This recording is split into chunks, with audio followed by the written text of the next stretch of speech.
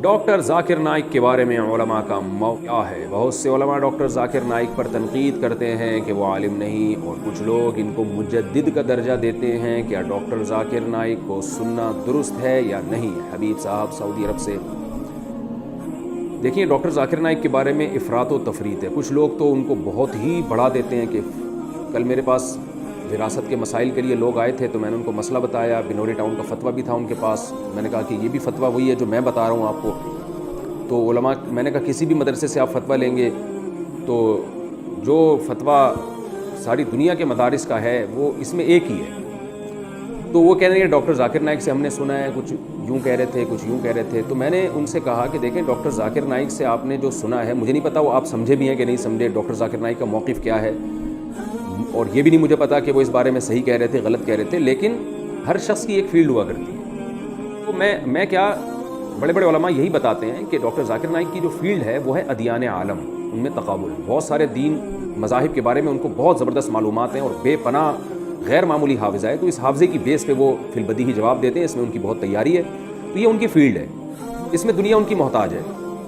اس field میں اور بھی بہت سے علماء ہیں، لیکن جس طرح سے ڈاکٹر ذاکر نائک نے جدید طریقوں کو استعمال کیا اور بے پناہ حافظے کا استعمال کیا، اس میں میری معلومات کی حد تک ان کی کوئی مثال نہیں ملتی. تو اس میں وہ امام ہے لوگوں کے.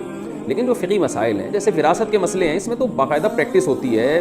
بڑے بڑے علماء کی نگرانی میں مسائل حل کرنے پڑتے ہیں. اس میں جو ہے وہ تربیت کی جاتی ہے ان علماء کی کہ وراثت کے مسائل کو کیسے حل کرنا ہے. بہت پیچیدہ مسائل ہوتے ہیں بسا اوقات وراثت کے. تو یہ وہ طبقہ ہے جو جنہوں نے جناب محترم ڈاکٹر ذاکر نائک کو اتنا بڑھا دیا کہ وہ مسائل بھی اب انہیں سے پوچھنا شروع کر دیے ہیں. اور ایک طبقہ وہ ہے جو ان پہ بلا وجہ تنقیدیں کرتا رہتا ہے، اور تنقیدیں ایسی کہ الامان والحفیظ.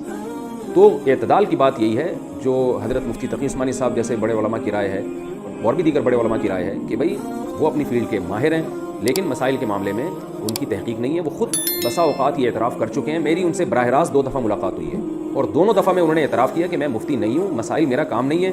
تو ہم نے ان سے پوچھا کہ آپ پھر بتاتے کہ انہوں نے کہا لوگ اصرار کرتے ہیں بہت زیادہ، خاص طور پہ غیر مسلم پوچھتے ہیں، تو مجھے جو کچھ معلومات ہوتی ہے میں بتا دیتا ہوں. اور انہوں نے یہ بھی بتایا کہ مسائل کے معاملے میں میری آراء میں رجوع بھی بہت ہوا ہے، تبدیل بھی بہت ہوئی ہے. کہ پہلے مجھے کچھ مسائل تھے جن کی پوری تحقیق نہیں تھی، میں نے بتا دیا، لیکن پھر مجھے احساس ہوا، جس میں انہوں نے 3 طلاق کے مسئلے کے بارے میں بتایا کہ پہلے میری رائے یہ تھی کہ 3 طلاقیں ایک ہوتی ہیں، تو میں برملا بتاتا تھا. بعد میں اور ریسرچ کی تو پتہ چلا کہ نہیں بھی ہے، کہ اس کے مقابلے میں دوسری بھی بہت مضبوط رائے موجود ہے. تو میں نے پھر ان سے کہا کہ آپ مزید مطالعہ کریں گے تو اور اس میں آپ آگے بڑھیں گے.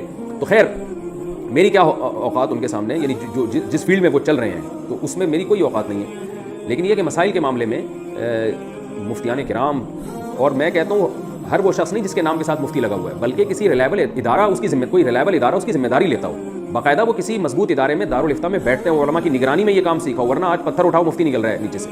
ہر پاگل نے اپنے نام کے ساتھ مفتی لگایا ہوا ہے. اور کوئی ہمارے یہاں پاکستان میں تو کوئی معیار ہی نہیں ہے نا کہ جس کو چاہو مفتی لگا کے. مفتی عبدالقوی کا کیسا اسکینڈل چلا ہے، لوگ مجھے کہنے لگے مفتی عبدالقوی نے یہ کیا. میں نے کہا پہلے یہ تو ثابت کرو کہ یہ مفتی بھی ہیں کہ نہیں ہے. تو جس کے نام کے ساتھ چاہو مفتی لگا دو. اتنا سستا لفظ ہو گیا ہمارے معاشرے میں. اور پتھر اٹھاؤ تو نیچے سے مفتی نکلتا ہے. عامل مفتی بنے ہوئے ہیں، روحانی عامل جو جن چڑیل بھوت بھگا رہے ہیں وہ مفتی بنے ہوئے ہیں. تو جن چڑیل بھوت بھگانے والے کا تو مفتی سے کوئی تعلق ہی نہیں ہوتا.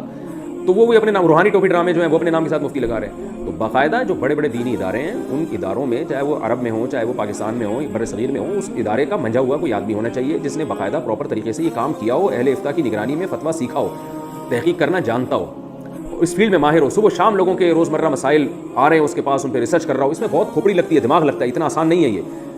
تو میں نے جب زندگی میں پہلا فتویٰ لکھا تھا نا، تو مجھے اندازہ ہو گیا تھا یہ کتنا مشکل کام ہے فتویٰ لکھنا، کتنا مشکل کام ہے. تو اور علماء کی نگرانی میں بیٹھ کے لکھنا. عوام کو تو بیوقوف بنانا بہت آسان ہوتا ہے. کوئی بھی حدیث کا ریفرنس رٹا لگا کے آپ پبلک کے سامنے رکھ دیں تو لوگ بیوقوف بن جاتے ہیں. تبھی آپ دیکھ لیں مارکیٹ میں نئے نئے لوگ آئے ہوئے ہیں جو پراپر عالم نہیں ہے لیکن مفتی بنے ہوئے ہیں. حالانکہ مفتی تو عالم کے بعد بنتا ہے. تو ایسے لوگ آئے ہوئے ہیں جو عالم ہی نہیں ہے لیکن ڈائریکٹ، یعنی ایک ایسا شخص ہے جس نے MBBS تو کیا نہیں ہے لیکن وہ گردوں کا اسپیشلسٹ بن گیا.